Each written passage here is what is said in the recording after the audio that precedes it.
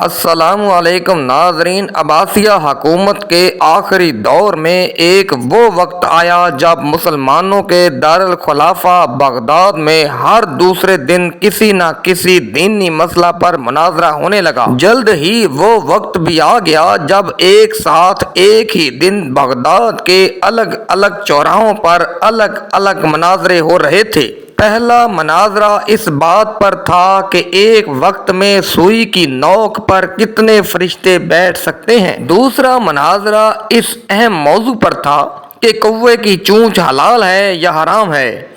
تیسرے مناظرے میں یہ تکرار چل رہی تھی کہ مسواک کا شرعی سائز کتنا ہونا چاہیے۔ ایک گروہ کا کہنا تھا کہ ایک بالشت سے کم نہیں ہونا چاہیے، جبکہ دوسرے گروہ کا یہ ماننا تھا کہ ایک بالشت سے چھوٹی مسواک بھی جائز ہے۔ ابھی یہ مناظرے چل رہے تھے کہ ہلاکو خان کی قیادت میں تاتاری فوج بغداد کی گلیوں میں داخل ہو گئی اور سب کچھ تہس نہس کر گئی۔ مسواک کی حرمت بچانے والے لوگ خود ہی بوٹی بوٹی ہو گئے۔ سوئی کی نوک پر فرشتے گننے والوں کی کھوپڑیوں کے مینار بن گئے۔ کوے کے گوشت پر بحث کرنے والوں کے مردہ جسم کوے نوچ نوچ کر کھا رہے تھے۔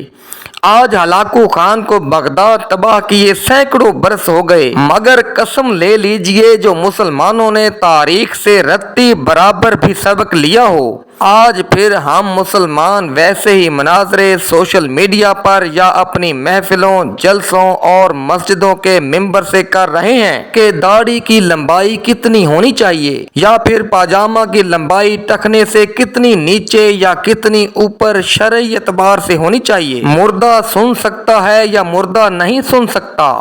امام کے پیچھے سورہ فاتحہ پڑھنا جائز ہے کہ نہیں؟ حضرت محمد صلی اللہ علیہ وآلہ وسلم غیب جانتے تھے کہ نہیں جانتے تھے؟ فرقے اور مسالک کے ہمارے جھنڈا بردار صرف اور صرف اپنے اپنے فرقوں کو جنت میں لے جانے کا دعویٰ کر رہے ہیں، اور دور حاضر کا ہلاکو خان ایک ایک کر کے مسلم ممالک کو نیست و نابود کرتا ہوا آگے بڑھ رہا ہے۔ افغانستان ہو، لیبیا ہو، عراق کے بعد شامی بچوں کی کٹی پھٹی لاشوں کی گنتی کرنے والا کوئی نہیں ہے۔ بے گناہوں کی کھوپڑیوں کے مینار پھر بنائے جا رہے ہیں۔ فلسطین اور کشمیر کی حالت زار ایسی ہے کہ زاروں قطار رو کر بھی دل ہلکا نہیں ہوتا، اور ہوا کی بیٹیاں اپنی عصمت چھپانے کے لیے امت کی چادر کا کونا تلاش کر رہی ہیں۔ تو اے مسلمانوں، مباحثوں سے نکلو۔